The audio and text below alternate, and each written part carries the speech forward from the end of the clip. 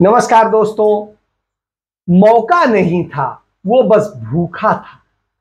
रोटी चुराई, पकड़ा गया, चोर कहलाया, जेल गया। एक दूसरा, भूखा नहीं था पर मौका था, चूका नहीं और चोरी की। न पकड़ा गया तो सफल चोर बना और साहूकार कहलाया। कमोबेश यही स्थिति आज भारत में है। और इसका मैं जिक्र इसलिए कर रहा हूं कि प्रधानमंत्री नरेंद्र मोदी के एक परम मित्र हैं गौतम अदानी। जो आज के अखबारों में एक खबर आई है, उसमें यह है कि मोदी जी की उन पर मेहरबानी है तो सबको ही जानता है। पिछले साल जो है जनवरी में उनकी जो मार्केट कैप थी वो थी 4.32 लाख करोड़, यानी 4,32,000 करोड़ थी। और अब जो आया है कल, उसके मुताबिक उनकी है 19.44 लाख करोड़, यानी 5 गुना उनकी आमदनी बढ़ गई। जो मार्केट कैप थी वो बढ़ गई। आप समझिए कि कितनी बड़ी उपलब्धि है।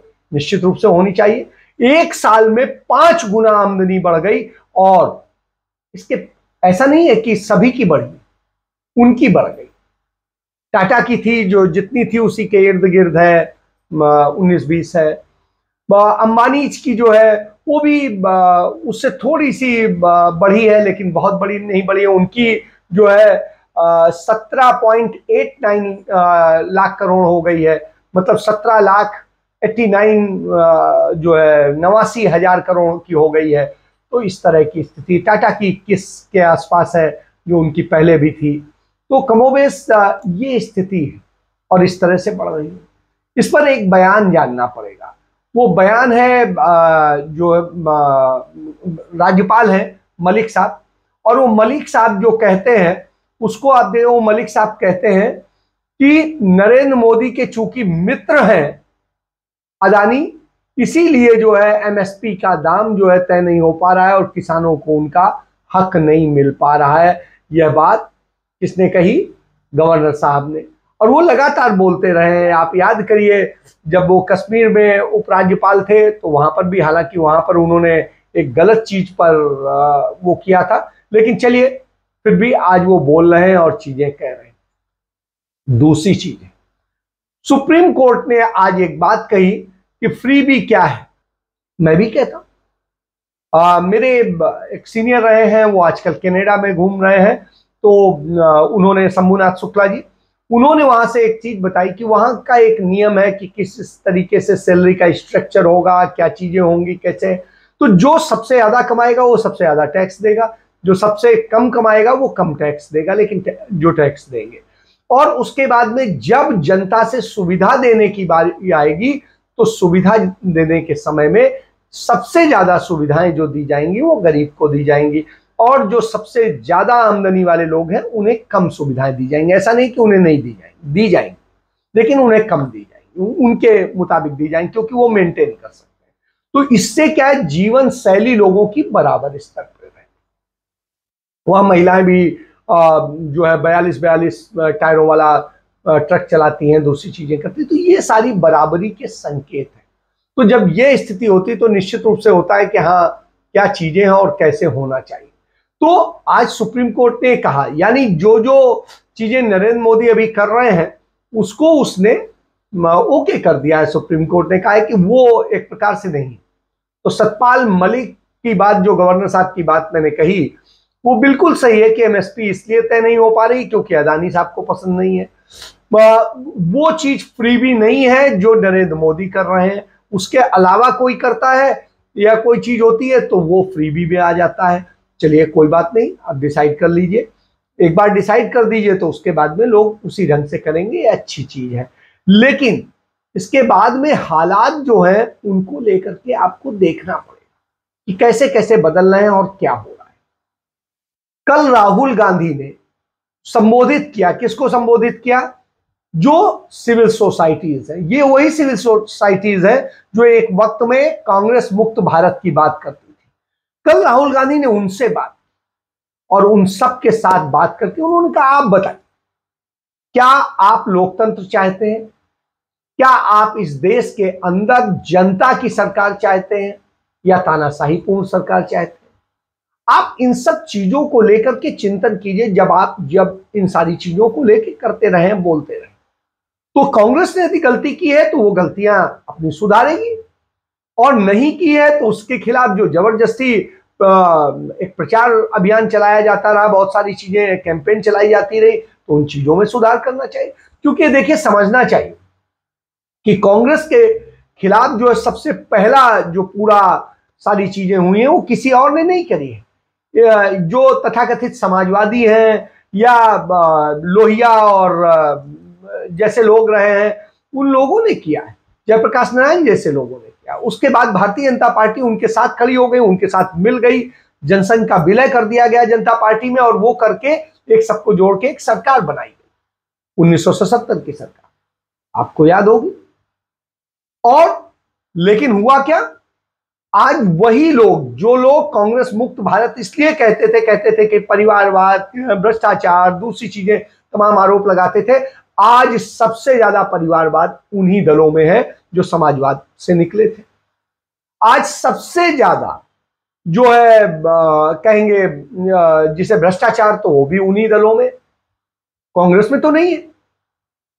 कांग्रेस पर जब ये आरोप लगते थे तो आज तक उसे कोई भी, उनकी सरकारें आई, वो कोई भी प्रूव नहीं कर सके, और सबने कहा कि नहीं है, क्लीन चिट दी गई कोर्ट से। तो आप समझिए कि इसका मतलब है भ्रष्टाचारी कौन है, क्या नहीं है, इन सारी बातों। तो आज ये विषय नहीं है कि भ्रष्टाचार और इन सब चीजों को लेकर हम जिस तरीके से कर रहे हैं, आज आरएसएस पक्ष और विपक्ष दोनों अपने ही बनाना चाहता है, और उसके जरिए वो अपने उस एजेंडे को सेट करना चाहता है। इसके लिए वो एक तरफ मोदी को मजबूत करता है पक्ष के लिए, भाजपा को मजबूत करता है पक्ष के लिए, दूसरी तरफ जो बी टीम है उसकी, आम आदमी पार्टी, उसे वो मजबूत करता है विपक्ष के लिए। तो यह एक धंधा चल रहा है, और यह धंधा जो है कब तक चलेगा आप समझते नहीं।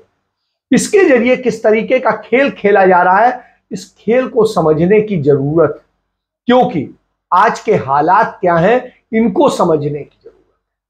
तो सबसे बड़ी देश की चिंता वही सब है, और उस चिंता को हम नजरअंदाज कर देते हैं, इसलिए ये समस्या है। हमें एक मित्र ने, जो हमारे पत्रकार मित्र हैं, उन्होंने लिखा एक चीज को लेकर के कि कल जो है लखनऊ से खबरें थी, दो खबरें थी, बड़ी दर्दनाक खबरें हैं, कि लखनऊ का रहने वाला सुमित 32 साल का था, भारतीय जनता पार्टी के समर्थक थे, ग्रेजुएट की हुई थी और नौकरी की तलाश कर रहा था। बहुत दिन कोशिश करने के बाद नौकरी नहीं मिली, वो अपने कमरे में गया और आत्महत्या की। लखनऊ का ही रहने वाला करुणेश था, 38 साल का, और वो प्रिंटिंग प्रेस चलाता था, भारतीय जनता पार्टी का के लिए झंडा बुलंद करता था। लेकिन व्यापार अब बुरी तरह से स्थिति में आ गया था, आर्थिक तंगी बहुत आ गई थी, और उस चक्कर में पूरा घर बर्बाद हो रहा था, परेशान था, और इसके बाद में स्थिति यह है कि उसने जाके आत्महत्या कर। तो ये दो घटनाएं मैं इसलिए कह रहा हूं कि 2018 से लेके 20 तक का जो उन्होंने बताया हमारे मित्र, पत्रकार मित्र ने, उसके मुताबिक 25,000 से ज्यादा लोग जो हैं वो सिर्फ बेरोजगारी के कारण और आर्थिक तंगी के कारण उन्होंने आत्महत्या कर ली। तो साहब ये एक सच है, और जब ये सच हो तो निश्चित रूप से चिंता करनी पड़ती है कि जब देश तोड़ा जा रहा हो तब राहुल गांधी की बात को समझना पड़ेगा। और उन्होंने वही बात कही सबसे, तो आप हमारे साथ आएंगे, अच्छा लगेगा, हम जुड़ेंगे, साथ करेंगे लोकतंत्र बचाने के लिए, लोगों के रोजगार के लिए, लोगों की महंगाई से निजात दिलाने के लिए, और बहुत सारी चीजों से। उसको लेकर के आज कांग्रेस पार्टी ने उसका वो जारी किया है, भारत जोड़ो यात्रा का वेबसाइट लॉन्च की है और उसकी बुकलेट जारी की है। तो वो जो जारी की है उसमें एक चीज है, साफ साफ है कि मिलकर नफरत की आग को बुझाने के लिए, देश को सत्ताई लालच से बचाने के लिए भारत जोड़ो यात्रा हम करेंगे।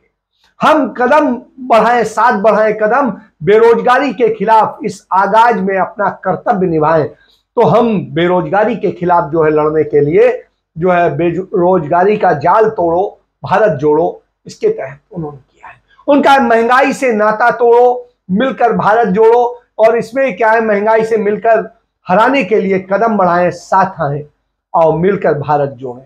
तो इस तरह से उन्होंने किया है। भारत जोड़ो यात्रा में जो अपनी बात रखना चाहते हैं, जो स्थानीय मुद्दे चल रहे हैं, जो स्थानीय जन आंदोलन चल रहे हैं, हमने उनसे बातचीत के लिए भी स्लॉट्स रखे हैं। ये बात दिग्विजय सिंह ने कही कि स्थानीय, हम ऐसा नहीं है कि सिर्फ राष्ट्रीय मुद्दों पे बात करेंगे, स्थानीय मुद्दे भी जो होंगे उन्हें भी हम एड्रेस करेंगे और उन पर भी बात करेंगे। जिस प्रकार से आर्थिक सामाजिक दूरियां बढ़ रही हैं, धार्मिक उन्माद फैलाया जा रहा है, नफरत फैलाई जा रही है, एक दूसरे के साथ आस्था पर प्रश्न चिन्ह लगाया जा रहा है, और यह हमने देखा। कल बिहार के एक मंत्री अपने मुख्यमंत्री के साथ एक मंदिर में पूजा करने पहुंच जाते हैं, और उनके साथ में, तो आप बताइए, वो मुस्लिम मंत्री थे, तो उनके जाने के बाद में और पूरा मंदिर धोया गया कि अपवित्र हो गया और ये हो गया। इसी तरीके से कुछ मंदिरों में दलितों के चले जाने पर इसी तरीके की स्थिति होती है, कुछ होता है। तो आप समझिए इससे ज्यादा शर्मनाक स्थिति क्या है, जहां ऐसी सामाजिक विषमताएं और सामाजिक दूरियां बढ़ रही हो, आर्थिक दूरियां बढ़ रही हो, वहां पर तो यही स्थिति है। अदानी की एक साल में संपत्ति जो मार्केट कैप है वो 5 गुना बढ़ जाती है। आपकी कितने गुना बढ़ गई? आप खुद सोचिए, आपकी कितनी बढ़ गई, और आप बताइए, जरूर जवाब दीजिए कि आपकी कितनी आमदनी बढ़ गई। तो साहब, आमदनी उनकी बढ़ रही है जो मोदी की फंडिंग में शामिल है और उनके पूरे बिजनेस में शामिल है। तो बिजनेस का जो हिस्सा है उन्हीं की बढ़ेगी, बाकी की नहीं बढ़ेगी। जबकि अदानी बड़े छोटे पीरियड में खड़े हुए हैं, अंबानी तो 60 के दशक से शुरू हुए थे। तो आप समझिए, अंबानी से और उनकी तुलना नहीं की जा सकती। अंबानी की उतनी नहीं बढ़ पाई जितनी इनकी बढ़ रही। क्यों? इनके ऊपर हाथ किसी का है। तो ये समझिए, भारत जोड़ो यात्रा का जो विचार है वो आर्थिक विषमता को जो बढ़ी है उसके खिलाफ है, सामाजिक ध्रुवीकरण के खिलाफ है। क्योंकि आज देश की सारी संपत्ति, 58% संपत्ति सिर्फ 100 लोगों के पास पहुंच गई है। 42% लोगों के पास पूरे देश का जो है, 42% संपत्ति सिर्फ 136-35 जो भी करोड़ हमारी आबादी है उसके पास है, और 100 लोगों के पास में 58% संपत्ति देश की आ गई है। यह नरेंद्र मोदी की उपलब्धि। तो आप समझिए, जहां 22% होती थी 1000 लोगों के पास, वो आज कितनी बढ़ गई है आप समझ सकते हैं। तो इसलिए भारत जोड़ो जरूरी है, और इसलिए बात है, इसलिए भी है कि कदम से कदम मिला, क्योंकि बेरोजगारी, महंगाई, गरीबी और नफरत, इन सबसे लड़ना है, मिलकर लड़ना है, और इससे लड़ाई मिलकर ही लड़ी जा सकती है। हमारी जिम्मेदारी जो विचारधारा की लड़ाई है उसको लड़ने की है, और जनता के साथ खड़े होने की है, और सिर्फ हमारे लिए नहीं, देश के लिए। चाहे हमारे सीनियर नेता हो, जूनियर नेता हो, कार्यकर्ता हो, हमें बिना सोचे जनता के बीच में जाकर बैठ जाना चाहिए। जो उनकी समस्या है उनको समझना चाहिए, और जो हमारा जनता के साथ कनेक्शन होता था, जो कांग्रेस पार्टी का कनेक्शन जनता से टूटा है, उसको हमें एक्सेप्ट करना पड़ेगा। उस कनेक्शन को हमें फिर से बनाना पड़ेगा। और जनता चाहती है, जनता समझती है कि कांग्रेस पार्टी ही ये काम कर सकती है। जनता समझती है कि कांग्रेस पार्टी ही देश को आगे ले जा सकती है। तो आप समझिए, और जब तक ये नहीं होगा तब तक सुधरेगा नहीं, क्योंकि नफरत के माहौल से कुछ नहीं सुधरता है। हमारे संविधान की हत्या की जा रही है, जिस संविधान से हमें हक मिले, हम बोल रहे हैं, हम कर रहे हैं, हम खा रहे हैं, पी रहे हैं। महंगाई और बेरोजगारी हमें जीने नहीं दे रही है। तो यह आप समझ लीजिए कि यह स्थिति है। तो इस तरह से जो सारी चीजें हैं, तो मिलकर लड़ना है। इसलिए हम पक्ष और विपक्ष सबको साथ लेके चलने की कोशिश कर रहे हैं। हम उसकी कोशिश कर रहे हैं कि विचारधाराएं अलग हो, लेकिन उद्देश्य एक हो, तो आना चाहिए साथ।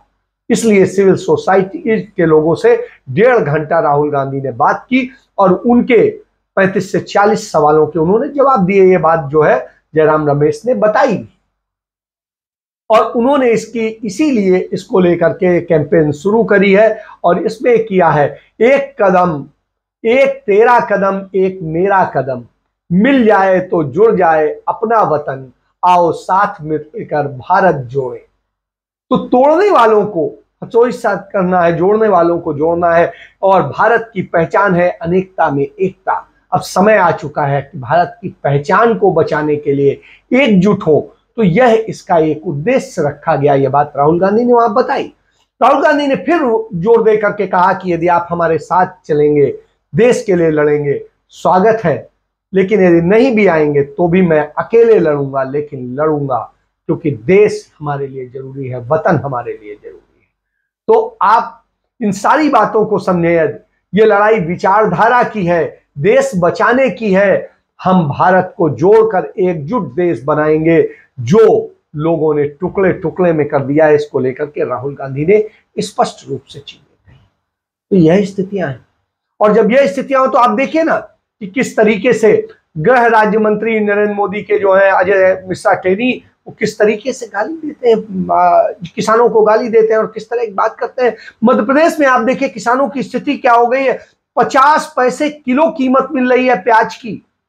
आप और जब ये बनियों के पास चला जाता है तो वही 50 रुपए किलो हो जाता है, उन्हें 50 पैसे मिल रहे हैं। सोचो गुस्सा होके क्यों नहीं सड़कों पर फेंक देंगे और क्या करेंगे। एमएसपी का वायदा किया गया था, वो आज तक नहीं पूरा हुआ। सीमा पार से जो है नकली नोट आ रहे हैं, उस पर कुछ नहीं हो रहा है। जो इतनी ड्रग्स आ रही है उस पर कुछ नहीं हो रहा है। और सारी ड्रग्स जो है कहां आ रही है, अदानी के पोर्ट से आ रही है। मैं गुजरात आई और मेरे साथियों ने एक मुझे चीज बताई और मैं उसके बारे में यहाँ पर उल्लेख जरूर करना चाहती हूँ, जिससे लोगों को पता चले कि भविष्य के साथ खिलवाड़ होना क्या होता है। ये गोगो है, इसको गोगो कहा जाता है। ये चिलम टाइप का दिखता है, इसमें कुछ पदार्थ भरिए, उसको दबाइए और ये गुजरात की पान की दुकान पे मिल रहा है। आप देखिए 21,000 करोड़ रुपए की जो है उनके यहाँ ड्रग्स पाई गई, फिर 1,000 करोड़ की पाई गई, फिर पाई गई। तो बार बार उनके यहाँ पकड़ी जा रही है और उस पर कोई कुछ नहीं कह रहा है, कोई कुछ नहीं आ रहा है सामने। क्यों? क्योंकि अदानी जो है मित्र हैं और पीएम मोदी का याराना जो है वो किसानों को तड़पाने वाला है। तो इस याराने के कारण तमाम बर्बादियां हैं और इन बर्बादियों को समझना पड़ेगा। तो देश को इसलिए जोड़ना जरूरी है। ये लड़ाई है। सीबीआई, ईडी, एनसीबी, इन सब का जिस तरीके से इस्तेमाल हो रहा है विपक्षियों को खत्म करने के लिए, वही नशे को नहीं, नशे का आज पूरा साम्राज्य बन गया है गुजरात में। तो यह बात समझिए। तो जब यह स्थितियां हो तो निश्चित रूप से सच के लिए लड़ने को आना पड़ेगा, क्योंकि लड़ेंगे नहीं तो ये अदानी जैसे लोग, मोदी जैसे लोग इस देश को नशाखोर बना देंगे, बर्बादी में ला देंगे, नफरत में जला देंगे और आप बेरोजगार होकर के आत्महत्या करेंगे, आपकी बेटियां मरेंगी और तमाम सारे लोगों के साथ क्या होगा आप सोच नहीं सकते। शिक्षा पहले ही बर्बाद हो चुकी है। शिक्षा की स्थिति यह है कि आप सीयूईटी परीक्षा जो है नहीं हो पा रही है लंबे समय से, और जो सेशन दिल्ली यूनिवर्सिटी का ही जुलाई में शुरू हो जाया करता था वो अगस्त बीत गया, नहीं हुआ और अभी वहां एडमिशन ही नहीं हुए। तो कल वहां के वीसी कह रहे थे कि एडमिशन की प्रक्रिया सितंबर तक पूरी हो जाएगी। फिर तो इसका मतलब है अक्टूबर से पढ़ाई शुरू होगी, वो भी कोई जरूरी नहीं है। और अक्टूबर से यदि हुई तो आप सोचिए सेशन कितना लेट होगा और ये ले जाकर के आपको ढकेल देगा फिर उसी अंधकार में। यही तो चाहते हैं, यही वजह है कि वो कहते हैं अब प्रोफेसर बनने के लिए भी डिग्री की जरूरत नहीं है, बगैर डिग्री वाले भी प्रोफेसर बन सकते हैं। तो साहब ये अब नियम बनाए जा रहे हैं और जब ये नियम बनाए जा रहे हैं तो आप समझ लीजिए कि यह देश, सरकार चाहती है कि आप अज्ञानी बने रहें, आप मुद्दों पे बात ना करें, आप सारी चीजों पे बात ना करें और आप नशा करते रहें। गुजरात में हालत ये हो गई है कि नशा हर पान की दुकान पे मिल रहा है, कहीं कहीं मिल रहा है और वो नशा खुलेआम मिल रहा है जब चाहिए। तो यह दशा है और इस दशा को जानना पड़ेगा। इसलिए सावधान हो जाइए, सच को पहचानिए। नहीं पहचानेंगे क्योंकि देश आपका है, आप देश के हैं और देश के लिए सोचिए, अपने लिए सोचिए, अपने परिवारों के लिए सोचिए, भविष्य के लिए सोचिए। सोचिए ऐसे लोगों से कैसे बचना है, ये फैसला आपको करना है। इसके साथ मैं चर्चा समाप्त करता हूं। जय हिंद, जय भारत, वंदे मातरम।